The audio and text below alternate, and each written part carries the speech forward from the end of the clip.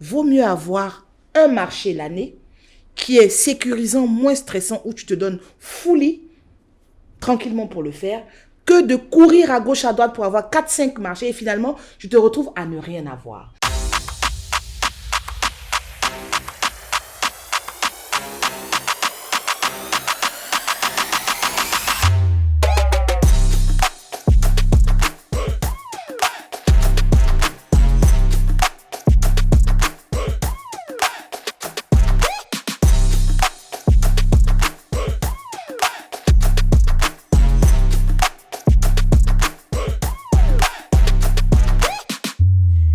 Bonjour à tous et bienvenue dans ce podcast On se dit tout.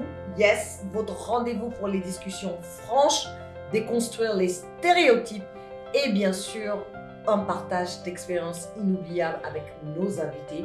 Et aujourd'hui, je reçois une entrepreneur, j'ai failli dire entrepreneuse, mais on dit entrepreneur, pour parler de l'entrepreneuriat en Guinée et même à travers l'Afrique.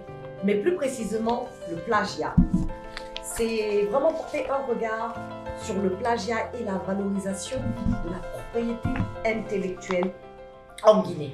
Et pour cela, je reçois une très bonne amie à moi, mais qui est aussi une entrepreneure aguerrie, qui évolue dans le domaine de l'entrepreneuriat depuis très longtemps. Et c'est Linda Ba, CEO de Soft Choice Consulting. Linda, ça va? Jaka, Bienvenue. ça va et toi? Bienvenue. Merci. Et lorsqu'on parle de l'entrepreneuriat, en Guinée, on sait bien qu'il y a beaucoup de facettes. Il y a beaucoup de choses à dire sur l'entrepreneuriat guinéen. Et surtout quand on parle des femmes dans le monde de l'entrepreneuriat. Mais aujourd'hui, nous allons nous concentrer sur le plagiat. Parce qu'encore une fois, l'importance de ce podcast, c'est à travers mes invités, c'est d'essayer de vraiment déconstruire les mythes et les stéréotypes qui minent notre société. Tout à fait. Avec le partage d'expériences personnelles. Comme j'aime toujours le dire, on n'est pas là pour donner des leçons.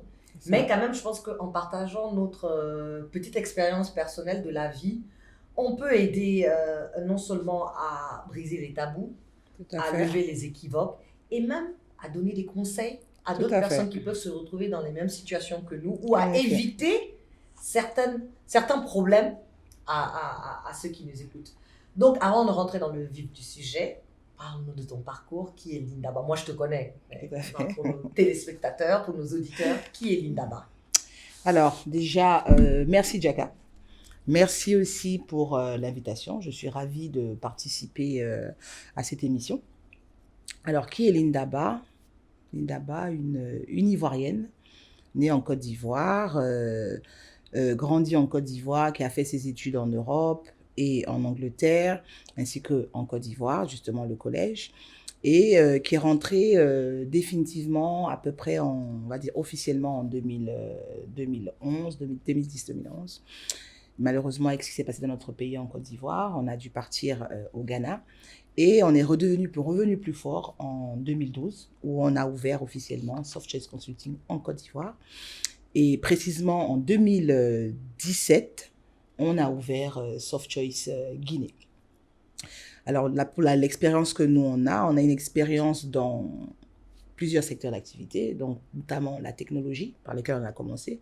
Ensuite, on a diversifié nos activités dans tout ce qui est levée de fonds, donc les finances, mobilisation de ressources techniques et financières, le conseil, la mobilisation de ressources, ainsi que le renforcement de capacités, etc. Donc, voilà, nous sommes aujourd'hui en Guinée depuis à peu près 7 ans. On adore la Guinée. La Guinée, c'est notre 3e pays. Mais tu as des origines guinéennes. Je le dis tout le temps. Ba. Effectivement, je suis Ba, B-A-H, qui est généralement de la Guinée, Sénégal ou Mali. Mais je le dis tout le temps, hein, je pense que un arrière-arrière-grand-père a dû voir une jolie femme de l'Ouest en Côte d'Ivoire et est restée, d'où le nom Ba. Voilà, c'est ça. Voilà. Merci. Et donc, d'abord, c'est quoi le plagiat?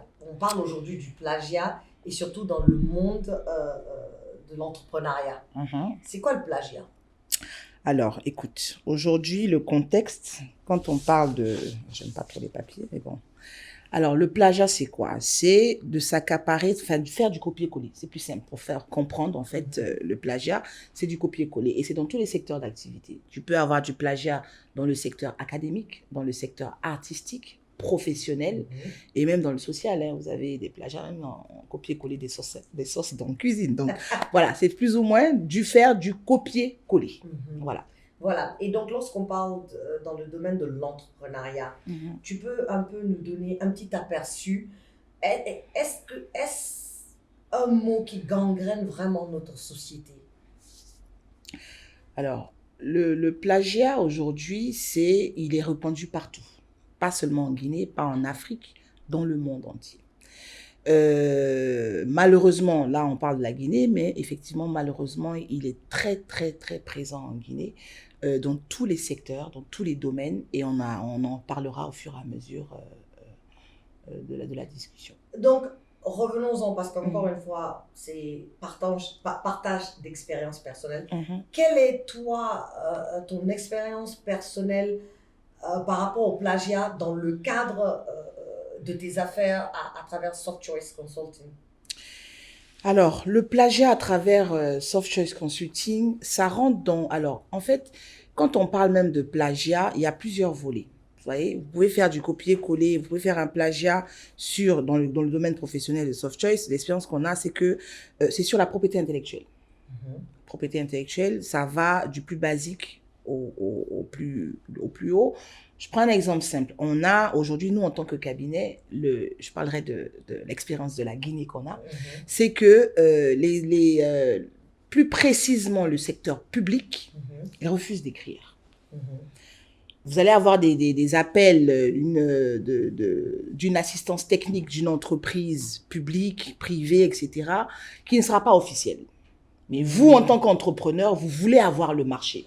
Donc, vous vous donnez tous les moyens pour justement participer et pouvoir vous positionner, en fait, à un niveau préférentiel sur ce marché. Donc, je prends un exemple simple, B.A.B.A., une entreprise qui a un besoin, qui nous dit, écoutez, Soft Choice, on a besoin de vous et tout, mais on n'a pas de TDR, des termes de référence. Donc, nous, parce qu'on se dit, on va justement implémenter ce projet en question, on accompagne donc une assistance technique à ce client en question. Donc, ça passe par l'élaboration du TDR. Et avant d'élaborer un TDR, il faut d'abord comprendre le contexte, l'objectif et les résultats attendus du client. Comprenez? Donc, c'est tout un ensemble de travail. Ça demande de la réflexion. Ça demande de la recherche. Parce qu'un projet, quand on parle d'un TDR, c'est que c'est un projet qu'on est en train de faire. Un projet, il faut rechercher des articles de loi, dans le cas du travail, etc. Le benchmark sur justement la sous-région et ailleurs, des modèles de réussite. Donc, ça demande vraiment un travail intellectuel et du temps. Aujourd'hui, le temps, c'est de l'argent. Donc, plagier justement ce genre de choses dans une entreprise, nous sommes les perdants parce que demain, qu'est-ce qui se passe? Le client prendra le fruit de tes efforts pour aller le présenter à qui de droit. Et ils n'ont pas fait et demain, vous bypassez. Le pire, c'est que on peut comprendre que oui, c'est validé et on vous met justement en concurrence avec d'autres. Ça, c'est la norme. Mais quand, au départ, on s'est entendu que, écoutez, dans le cadre de ça, pour l'instant, on ne peut pas. Mais une fois que ce sera fait, vous allez le faire. Je pense qu'on devrait quand même, chaque partie devrait, on va dire, respecter ses engagements. Donc, on se retrouve, nous, entrepreneurs, à avoir travaillé gratuitement. On a perdu du temps parce que ce temps de travail, on peut le mettre ailleurs, avoir d'autres opportunités, mais on se dit non, pour une question de confiance et de compétitivité, on est obligé de le faire, enfin pas obligé, on le fait justement pour avoir justement un résultat futur et malheureusement on se retrouve avec 0 et des fois moins. Voilà. Et donc on prend ce travail que tu as eu à faire, toi et toute ton équipe. D'abord, lorsque on n'a pas nous-mêmes fait le travail, on a du mal à vendre. Tu ne peux pas vendre quelque chose que tu ne connais pas. Et donc, et souvent, et moi aussi personnellement, et j'ai changé ma méthode de travailler. J'ai présenté des projets, j'ai le projet en tête, je le mets sur papier et parce que moi dans le cadre de la communication, je vais souvent vers le client pour leur proposer des choses parce que je vois le besoin. Des choses innovantes. Innovantes, exactement. À laquelle ils n'avaient jamais pensé. Et après, 1, 2, 3, je vois ma campagne de communication, je me suis dit, quoi? Ou bien je vois mon projet, je vois mon idée, Et je me dis, mais c'est pas possible. Et ça m'est arrivé tellement souvent, mais au plus haut niveau, hein. Je me rappelle, il y a des années de cela, j'ai préparé une campagne par rapport à un événement qui devait se passer. Je suis partie voir la personne en question. J'ai présenté, j'ai dit, je pense que par rapport à ce que tu veux organiser, ça, c'est comme ça qu'il faut faire la communication. Il a adoré, il a apprécié, il a validé. Il me dit, j'attends d'avoir mon budget. Une fois que le budget sortira. Toujours la bonne phrase. Et après, un jour. Mais heureusement, quand j'ai fait la campagne, j'ai partagé la campagne avec différentes personnes. Je dis, qu'est-ce que vous pensez de cette idée? Je veux la proposer à telle personne. Et les personnes m'ont dit, ah ouais, non, c'est super, vraiment, c'est magnifique. So donc, une des personnes avec laquelle j'avais partagé la campagne m'appelle, ah, Diaka, félicitations, bravo, vraiment, je vois ta campagne sur l'autoroute. Oh, bravo, bravo. Je lui dis, mais quelle campagne? Et puis il me dit le slogan et tout et tout. Je dis non. Je dis non, mais on n'a pas encore fait. Non. Il a dit, donc il m'envoie les photos. Je prends mon téléphone, j'appelle la personne. Je dis, tu aurais même pu me dire, je n'ai pas les moyens de le faire. Et puis après, ils ont biaisé un peu l'idée. J'ai dit, tu aurais pu me dire, fais-le-moi gratuitement.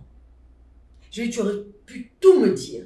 Tout à fait. Sauf que je voyais cette campagne sur la place publique. Bien sûr, il dit ne pas être au courant. Il a partagé le document avec ses équipes. Et Ceux qui en ont fait, il leur a dit, c'est ce qu'on va faire. Attendez qu'on aura l'argent. Donc, ils ne savaient pas que la campagne a été déroulée. Et donc j'en ai eu tellement. Donc maintenant, qu'est-ce que je fais? Je n'envoie plus de projet. Même tout récemment, là, un projet sur lequel j'ai travaillé avec des gens. Et là, je vois mes idées. J'appelle même mes équipes. Je dis, vous vous souvenez des idées qu'on a proposées? Je vois le projet qui est déroulé là. Et je vois toutes les idées que j'avais proposées par rapport à l'organisation de quelque chose. Mais alors, moi, je vais te parler d'une expérience aussi, hein, pareil. Une autre expérience, c'est que récemment, hein, comme on dit, le passé est récent. C'est qu'un projet qu'on a travaillé sur 4 ans, avec 3-4 ministres qui sont passés, des différents. Du jour au lendemain, on a une opportunité qui s'ouvre. Récemment, hein, ça fait à peine 2 ans, une opportunité qui s'ouvre. On travaille jusqu'à 3h, 4h du matin. On sort, allez, paf, on sort une communication. Figure-toi que ce ministre, parce que je le dirais, ce ministre est parti en conseil, ça a été lu et approuvé devant le président. Et je reçois un appel, ceux qui étaient au courant de ça depuis 4 ans. Ah, félicitations, tu as tenu bon.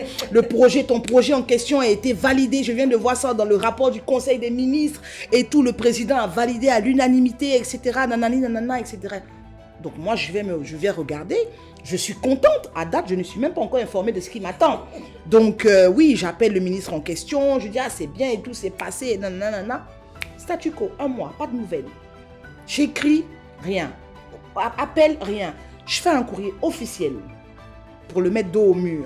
La réponse que je reçois, c'est que « Bonjour madame, merci pour l'intérêt que vous portez à notre projet, mais pour l'instant, l'État n'a pas besoin de vous. Quand on aura besoin de vos services, on vous contactera. » Donc, il y en a tellement des exemples comme ça aujourd'hui, mais franchement, il faut vraiment se pencher dessus parce que malheureusement, ça a un impact, Diaka. Ça a un impact sur l'individu, sur l'économie même du pays.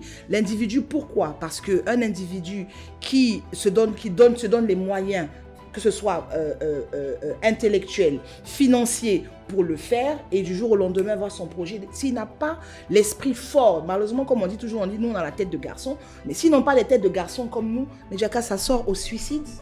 Ça va à l'utilisation de drogue, de l'alcool. Il y a beaucoup de choses. Parce que le choc, mais même récemment, et en fait, avec tout le temps que j'ai passé dans ce pays, avec tous les coups bas, je me dis que je suis immunisée. On n'est jamais immunisé. Tous les jours, tu es surpris. Parce qu'il n'y a rien de pire de voir ton travail. D'abord, c'est bafoué parce que ça ne sera jamais fait comme toi. Exactement. Tu l'avais envisagé. Mais de voir tes idées aller et être utilisé. C'est très malheureux. et sans aucun regard pour le travail que toi tu as fourni. Tout à fait. Et que tu as, et que toi tu as donné en bonne foi. C'est ça, exactement. Voilà. En toute confiance. En toute confiance. Parce que c'est ça, la base, aujourd'hui, nous, l'entrepreneur, c'est ça. Comme on dit, il faut avoir des relations. Si tu n'as pas de relation, tu ne peux pas rentrer à la bonne, tu ne peux pas être au bon endroit au bon moment. Donc, aujourd'hui, il y a tellement de facteurs. C'est-à-dire qu'aujourd'hui, d'abord, pour avoir un marché pour un entrepreneur, il faut identifier le marché. D'abord, il faut savoir que ça existe. Ça, c'est un. Donc, c'est l'information. L'accès à l'information. Deuxièmement, quand tu as l'information, on passe maintenant sur la compétence. Donc, tu vas produire justement des livrables, offres techniques, financières, etc. pour pouvoir justement avoir proposer une compétitivité sur le marché. Troisièmement, que la valeur ajoutée de ton offre. Parce que c'est ça, quand il y a une évaluation, vous êtes tous meilleurs. C'est soit le financier, soit le technique. Il y a toujours un petit point qui vous démarque. Ensuite, l'accès au fonds. Des projets aujourd'hui, il n'y a pas d'argent. On va dire non, il faut commencer, on va te payer après. Ou alors, même l'avance de démarrage, c'est compliqué. On va donner une avance de 10%, etc. Tu ne peux pas faire le projet là tout de suite. Donc, tu as besoin d'avoir accès au financement, donc les banques. Ça, c'est encore un autre problème pour que les banques te financent. Point 4. Le point 5, c'est la mise en œuvre. Les compétences.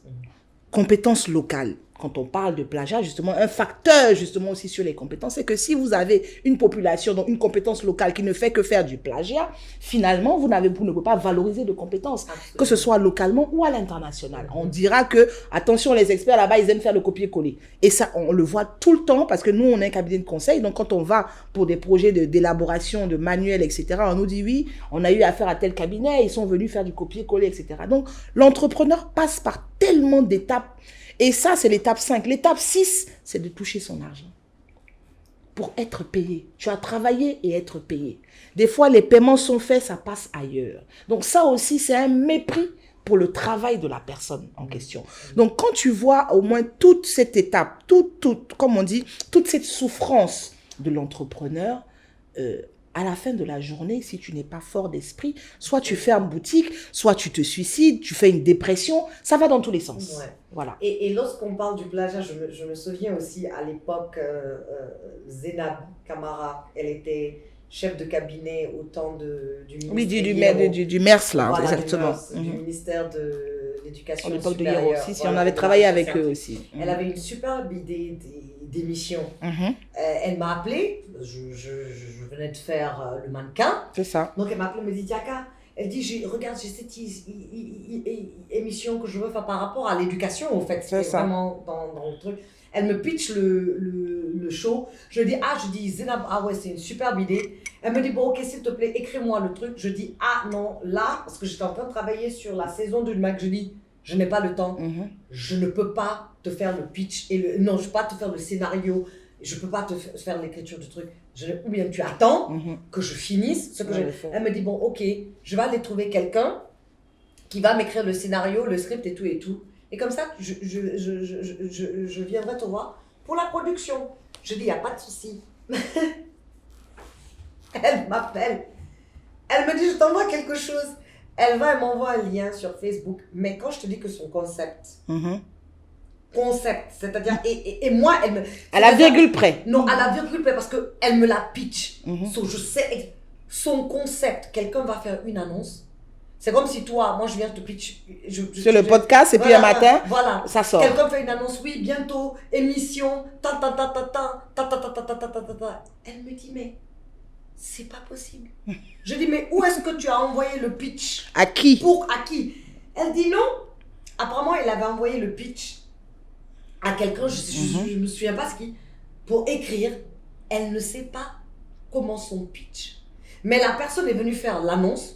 Ce qui fait que elle ne pouvait plus faire le show parce que si elle venait faire ça, maintenant, exactement. Si on venait produire, la personne a dit oui, j'ai annoncé en premier. C'est ça. C'est vous qui m'avez plagiat, c'est vous qui m'avez copié. Exactement.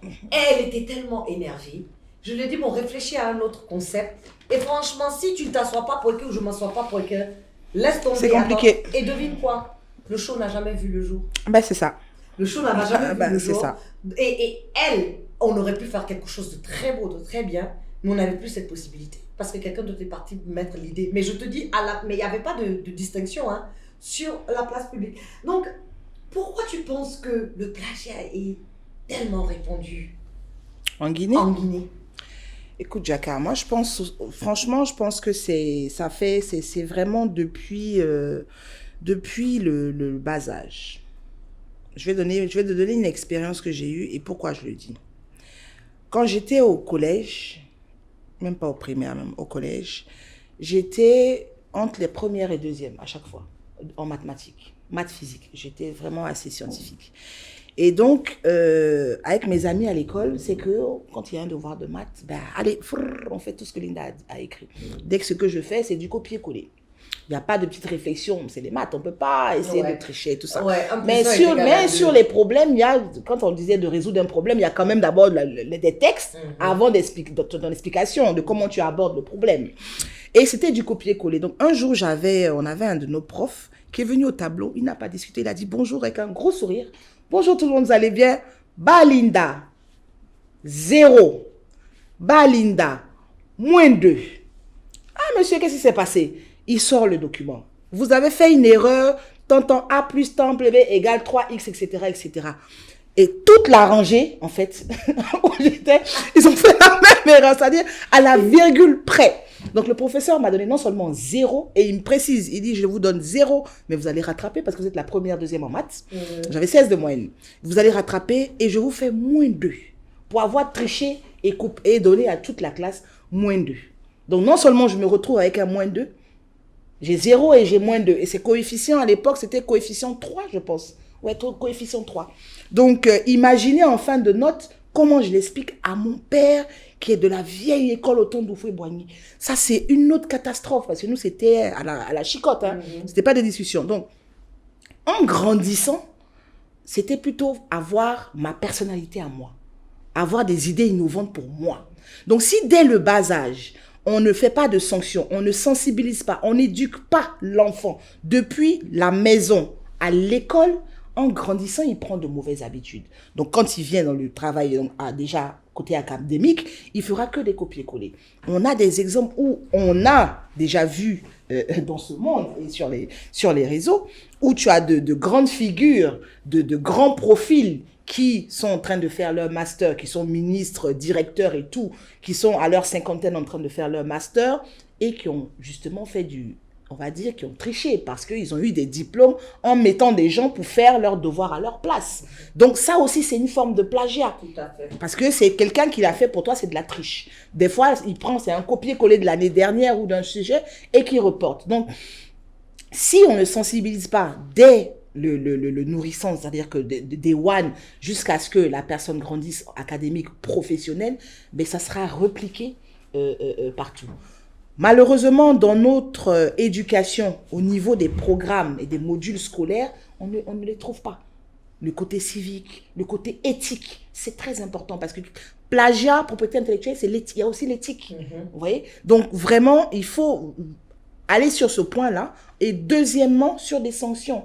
On a la possibilité d'avoir des lois. Il y a des pays où la propriété intellectuelle, on ne rigole pas. Le droit d'auteur, on ne rigole pas avec ça. Donc, il faut justement qu'on puisse ensemble, sur une table, avec tous les acteurs impliqués, société civile, gouvernement, entreprises privées, etc., qu'on puisse s'asseoir et ensemble trouver des lois qui vont protéger justement ces personnes en question.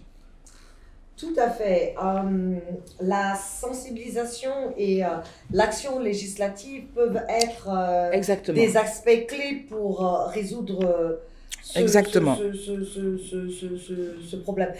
Peux-tu nous illustrer, Linda, un exemple, une expérience personnelle ou professionnelle qui illustre vraiment l'importance de la protection de la propriété intellectuelle? Tu as vu comment j'ai fait le mannequin? Je suis allée au bureau guinéen des droits d'auteur et j'ai enregistré le mannequin. C'est ça. Et c'est enregistré et nous avons une convention avec, je pense, 17 pays de la sous-région. Et j'ai enregistré. Donc, demain, si quelqu'un se lève pour faire le mannequin 2 ou le mannequin 3 ou je ne sais quoi, ils auront affaire C'est ça. à moi. Parce que c'est important aussi que les gens apprennent à protéger leur œuvre, leur travail. Mais dans le domaine de l'entrepreneuriat, je peux dire que c'est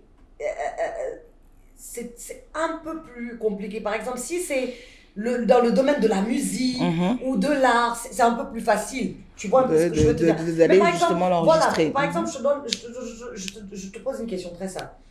Tu vas répondre à un appel d'offres. Comment tu protèges tout ce que tu mets dans l'appel d'offres là? Tu vois ce que je veux dire? Parce que toi, tu fais ça en bonne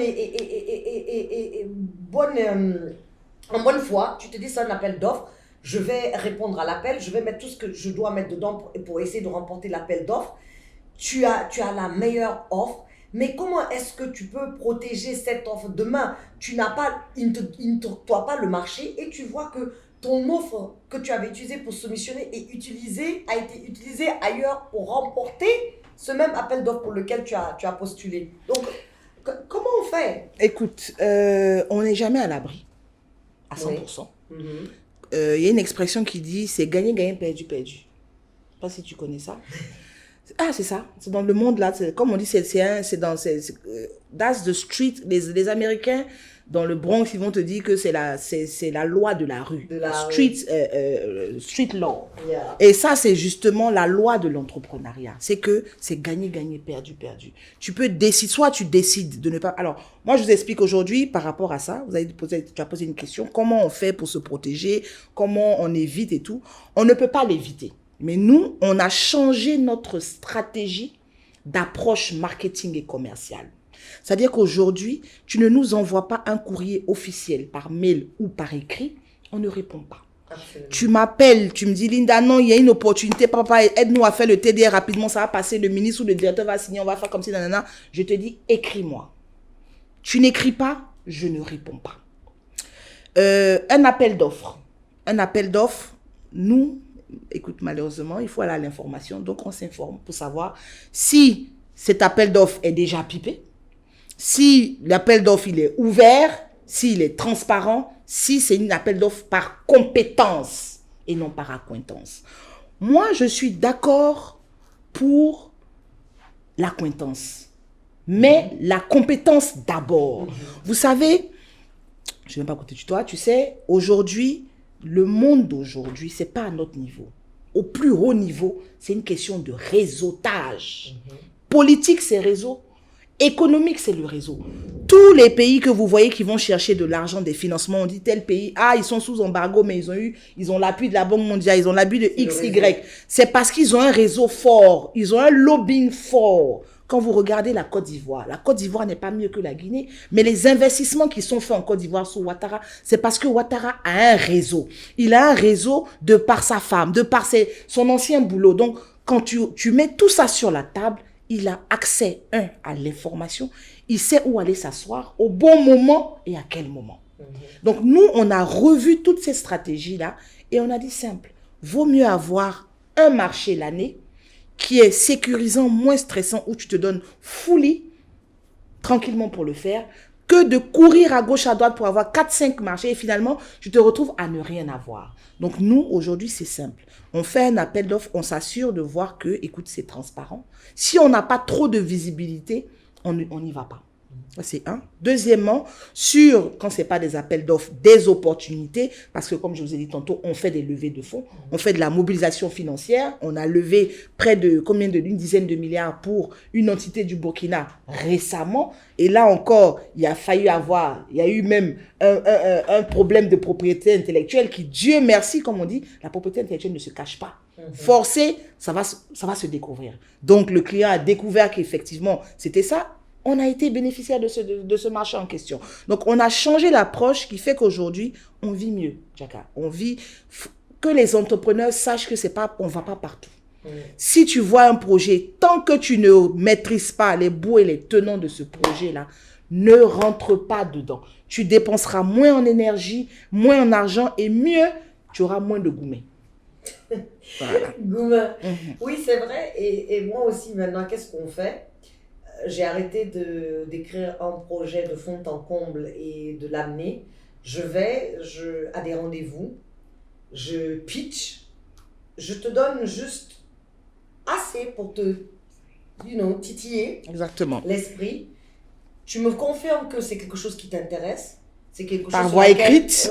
c'est quelque chose sur laquelle tu veux que nous travaillions. Non, même par voie orale, c'est pas grave parce que c'est toujours un rendez-vous. Maintenant, qu'est-ce que moi je fais? Je t'envoie maintenant formellement la proposition C'est ça. par mail. Comme ça, il y a toujours Des des traces. Avoir des traces, c'est Avoir important. des Quand traces. je dis aux gens que j'ai plus de 2 valises de documents, tu m'appelles pour un problème d'il y a 4-5 ans, je te sors la documentation, preuve à l'appui, et je m'assois et je mets quiconque à défi. Ouais. Voilà. Non, c'est important parce qu'avec la traçabilité, c'est pas tu as dit, j'ai dit, on a dit. Non. C'est voici l'historique, voici la jeunesse. C'est ça. Et dans le passé, j'ai toujours réussi à prouver, parce que j'ai un associé qui a mis dans ma tête. Est-ce que tu sais, mon associé, MS, on peut s'asseoir, on parle, hein, on est associés, lui et moi. On s'entend sur quelque chose. Après, je viens, je dis, allô, je dis, MS, ce dont on a parlé tout à l'heure, il me dit, j'attends ton mail. Je dis, mais... Ce que ce soit écrit. Donc, je suis assise, là, il est là, je lui fais un mail suite à notre conversation. Exactement. Ta. Demain, il peut rebondir dessus Voilà. pour dire Donc, que et donc- tu devais faire ci, moi je devais faire ça. Là, il n'y a donc, pas de quiproquo. Il a instauré cette manie en moi d'avoir une trace Une trace, c'est ça. de tout ce que je fais. Et comme ça, demain, et la plupart du temps aussi, c'est parce que je n'ai juste pas envie d'aller au bras de fer avec les gens. Quand je te connais, je prends mon téléphone, je dis, tu as fait ça. Je n'oublierai pas ce que tu as fait. Toi et moi, tu sais ce que tu as fait. Mais c'est ça la meilleure approche aujourd'hui. Tu Qu'est-ce vois. que nous on fait? Comme on dit dans le travail, la plupart des gens avec qui on travaille, de nos clients, comme c'est du réseautage, on se connaît. Qu'on soit amis ou pas, on se connaît. Donc j'estime qu'à un certain niveau, on peut prendre le téléphone, s'appeler ou se parler face à face. Il n'y a pas la mer entre nous. Tu ne vas pas me tuer, tu ne vas pas me frapper. On est dans le cadre professionnel. Le max qu'on peut faire, on s'embrouille et on part. Mais aujourd'hui, tu as des gens qui agissent, mais comme si ils ne te connaissent ni d'Adam ni d'Ève. Et ça, c'est encore plus frustrant pour un entrepreneur. Mais tu sais, au fait, je pense aussi que dans les cas comme ça, c'est la honte.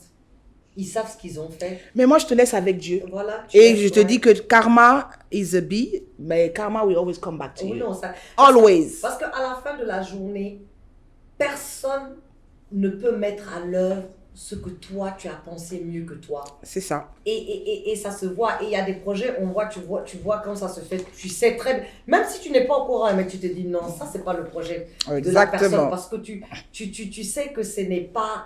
C'est-à-dire, ce n'est pas fait comme ça doit être fait. Et tu as dit quelque chose de très important, l'éducation.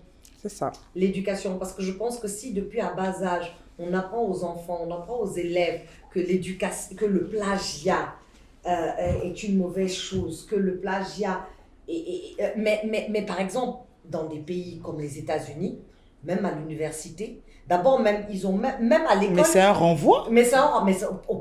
Et on te blacklist. Et on te blacklist et ils ont des logiciels au fait. Exactement. Même moi, Tu fais du copier-coller. Alors, bon, Mais alors, on avait ce truc-là à l'université en Angleterre, c'est que on devait écrire, je sais plus, 2000 ou 5000 mots. Et il y avait une personne de notre classe qui a pris, c'est-à-dire, c'est pas emmerdé, hein. Elle a fait du copier-coller, rajouter tout, sortir un document de 5000 mots. Et je me rappelle le professeur qui a dit, mais on ne réinvente pas la roue. Tu peux t'inspirer d'un existant pour pouvoir sortir quelque chose de meilleur ou par rapport à tes idées, au contexte. Mais tu ne peux pas copier-coller, ça n'a pas de sens. Et aujourd'hui, avec les logiciels, tu copies un paragraphe, tu le mets sur Google, il va te sortir l'origine du texte. C'est tellement simple. C'est comme, par exemple, mes émissions, le mannequin s'est inspiré du American Next Top Model. Mais je suis pas allée faire Guinée Next Top Model et puis je viens de ce que Tara Banks a fait. Je viens, je colle. C'est exactement ça. Tu vois un peu ce que je veux dire. Et oui, même c'est même chose pour moi, surtout aujourd'hui avec tout ce qui est AI et qu'on sort. J'ai fait mon master's juste l'année dernière, j'ai fini, mais aujourd'hui ils te prennent et tout ce que tu écris, ils mettent dans le truc. Il y a un truc de recherche, les universités, pour voir si tu as... Oui, ils font ça, exactement. C'est même pas médication, en 30 secondes, comment on appelle, le software te dit ou si c'est du plagiat et où tu as enlevé Mais en plus, à l'université, dans le cadre académique, aujourd'hui, les professeurs connaissent chaque individu. Tu ne peux pas être nul en classe et il y a un devoir, tu viens, tu as fait à la maison pendant un mois, tu as eu un B. Mais il va se poser des questions, il va se dire, ben, je connais l'étudiant en question, donc il fait des recherches et il regarde. C'est tellement simple. Aujourd'hui, même par exemple, dans des projets au niveau professionnel, quel que soit ce que tu fais comme plagiat ou que tu triches en copier-coller, ça se répercute forcément sur l'implémentation. Tu vois dans l'implémentation, celui qui connaît le projet saura que ça a été pensé, mais la mise en œuvre n'est pas ce qui a été pensé. Exactement. Donc ça se voit facilement. Voilà. Et ça rattrape toujours. Nous allons donner la parole aux auditeurs et qui ont des questions ou des commentaires. C'est ça. Et voilà, c'est le temps de lancer l'appel. Mon nom c'est Sissi Amadou, je suis à Matoto. Alors, j'ai vu votre émission et c'est une émission qui m'a plu. Alors, j'ai une question à poser à l'invité. La question est que, quel est votre avis sur l'efficacité des lois actuelles en Guinée concernant le plagiat? Alors, je ne vais pas dire de bêtises. Je n'ai pas les lois concernant le plagiat en Guinée. Mais est-ce qu'il y a des lois? Devant moi, j'en viens. Je ne sais pas s'il y a des lois, mais ça m'interpelle et je vais chercher justement à voir les lois disponibles dans le cadre du plagiat et de la propriété intellectuelle, qui pourra peut-être faire partie d'un autre sujet à l'avenir. Merci. Absolument, oui. Le prochain appel. Bonjour, je me présente à vous. Moi, c'est Ernestine Plodomou, j'habite à Conakry. Madame Linda, j'ai une question pour vous, vu que je suis en train de suivre l'émission avec attention. La question se situe à ce niveau. En tant que CEO, avez-vous rencontré des cas où vos employés ou collaborateurs n'étaient pas conscients de l'importance de la propriété intellectuelle? Si oui, comment avez-vous géré cette situation pour sensibiliser vos équipes? Voilà ma question. Merci. Très bonne question. Écoutez, nous, à notre niveau, nos collaborateurs sont conscients. Hein. On ne dira pas employés, parce que chez nous, on ne dit pas employés. Chez nous, on dit collaborateurs, experts, consultants. Mes collaborateurs directs, je les appelle collaborateurs. Je ne dis pas c'est mon assistante, etc. Et justement, on a cette ouverture d'esprit où il y a une transparence avec mon équipe. Donc, mon équipe, je ne suis pas la CEO qui fait une offre et l'offre financière est cachée de par son équipe. Non, ils savent les bouts et les tenants, qu'est-ce qui rentre ici, comment c'est payé, la marge, tout est transparent. Donc, ce qui fait qu'aujourd'hui, eux-mêmes, ils ont cette peur. Alors, je vous donne un exemple qui s'est passé même hier. On avait un appel d'offres à déposer ce matin à 10h.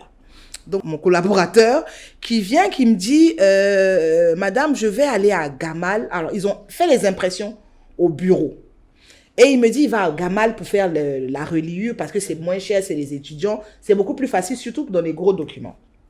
Et qu'est-ce qui se passe? C'est que, en rentrant, je me rappelle que j'ai oublié un autre document. Donc, je l'appelle, je dis, écoute, je te fais parvenir le document, mais comment tu fais l'impression? Est-ce que tu transfères ça à la personne de Gamal pour imprimer ou comment ça se passe? Parce que nous, au bureau, on a une grosse machine, mais sur les appels d'offres de 200, 300 pages, des fois, ça perd de temps. Alors que eux, ils ont des machines énormes qui vont plus vite. Donc, il me dit, non. Il a crié, non, madame. Non, hein, c'est de mon mail, j'imprime directement sur la machine. Donc, vous voyez que il a appris. Et lui, c'était un stagiaire qui a même pas 6 mois dans l'entreprise. Wow. C'est parce il est venu, il a vu effectivement que on en parle beaucoup. Quand on emmène des documents à un client, on peut pas. Aujourd'hui, que tu protèges un document ou pas, il y a des solutions informatiques pour le rendre de PDF en Word, de images en écriture, pour pouvoir changer tout ce que tu veux dans le document. Donc, en plus de cela, qu'est-ce qu'on fait? C'est que quand tu envoies un document à un client, en bas dans le mail, il y a ce côté de mail que tu peux mettre en bas de la propriété intellectuelle qui lui dit que ce mail est à sa destination. S'il se retrouve ailleurs, il est responsable. S'il y a d'autres fins à des fins autres que ce pourquoi on a envoyé le mail, il est responsable. Donc voilà ces petits vents et moyens sur lesquels on peut se protéger.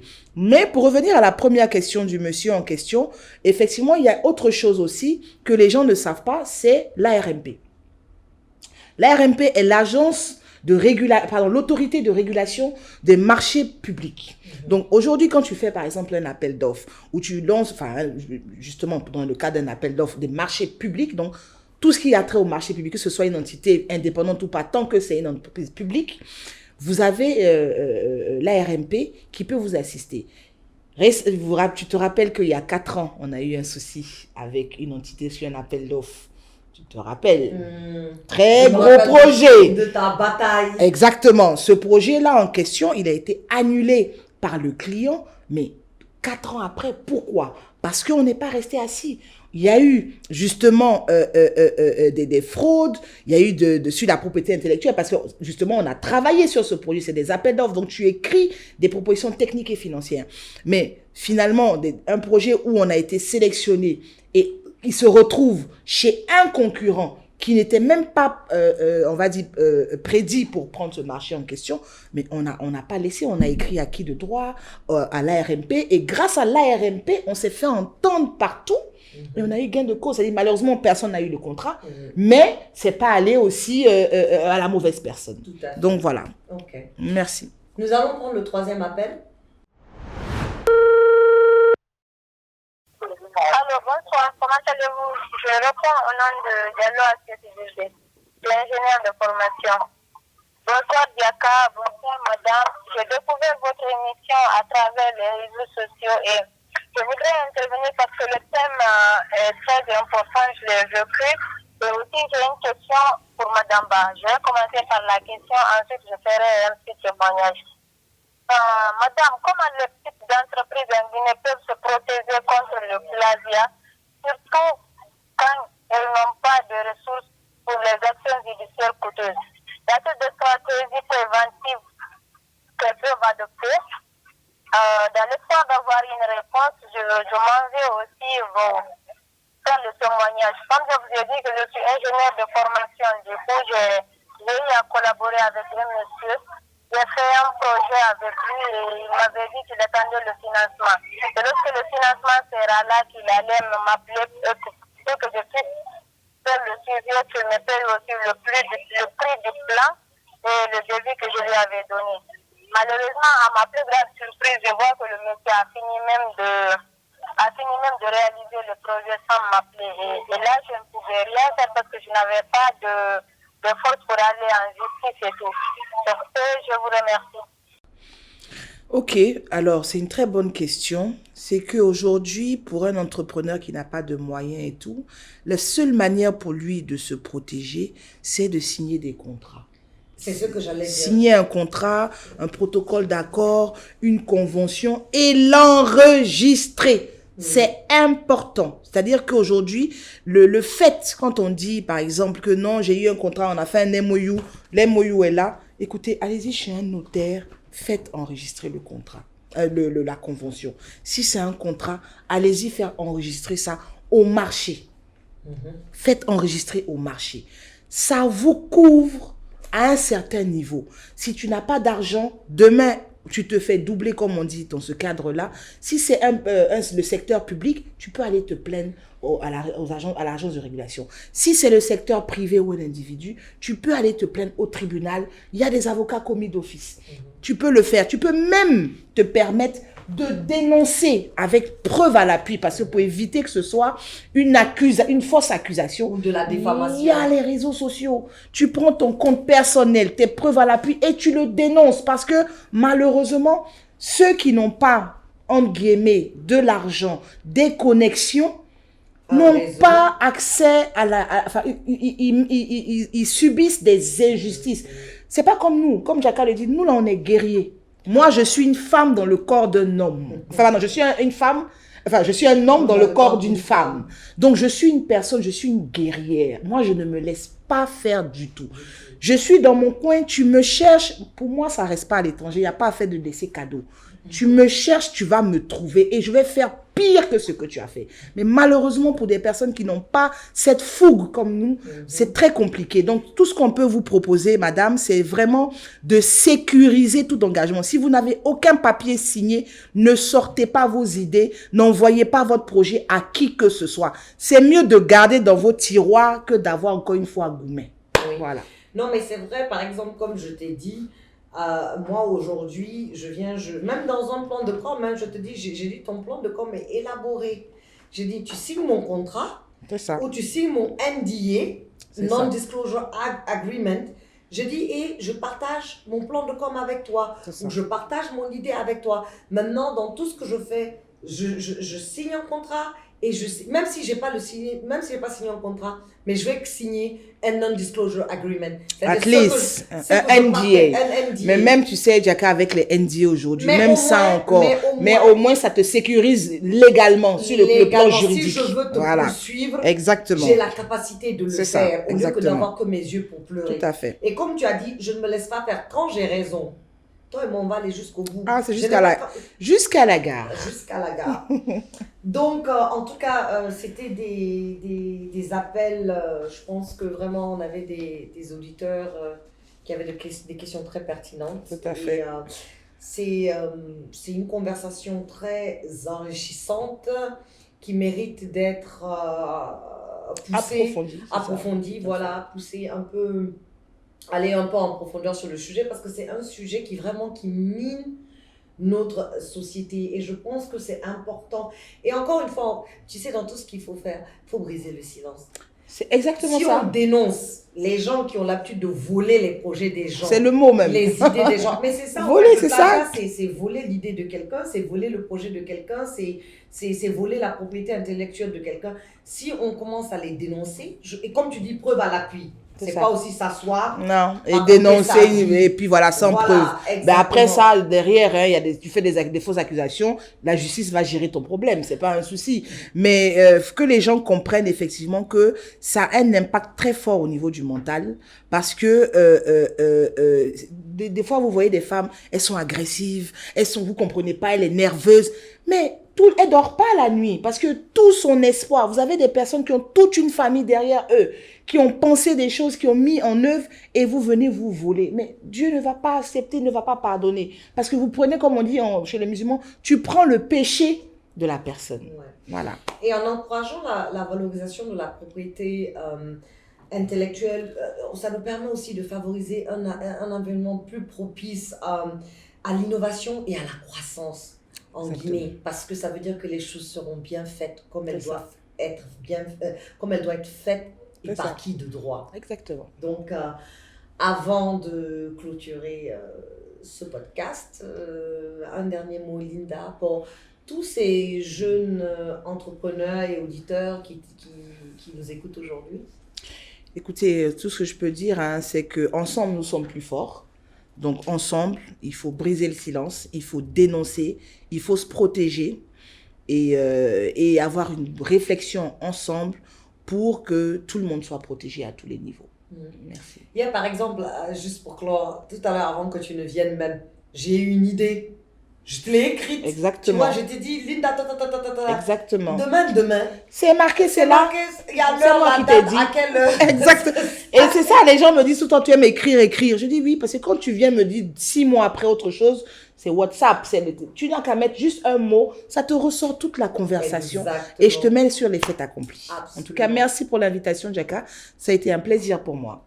En tout cas, c'est toujours un plaisir pour moi de recevoir des personnes comme vous. Comme je dis, c'est à partir des personnes qui acceptent de venir partager leur expérience personnelle. Et je suis sûre que tout ce que tu as dit ici aujourd'hui peut aider d'autres jeunes entrepreneurs qui sont confrontés face à ces situations. Très chers auditeurs, j'espère que vous avez appris un peu plus aujourd'hui sur comment protéger sa propriété intellectuelle. Et à tous les autres, je vous encourage de réfléchir pour vous-même, innover. Il Il n'y a rien de plus beau que de voir son idée Tout à fait. à laquelle on a réfléchi venir à la vie. Moi, c'est ça ma plus grande satisfaction dans tout ce que je crée. C'est-à-dire, c'est de savoir que j'ai pensé ça et aujourd'hui... Et ça a vu le jour. Ça a vu le jour, exactement. Donc, c'était votre podcast On se dit tout, là où on essaie de déconstruire les stéréotypes qui minent notre société, de vous apporter des solutions à travers notre partage d'expériences. Très chers auditeurs, merci encore à mon invité Linda Ba et on se retrouve la prochaine fois pour un autre épisode. On se dit tout. On se dit tout. Merci.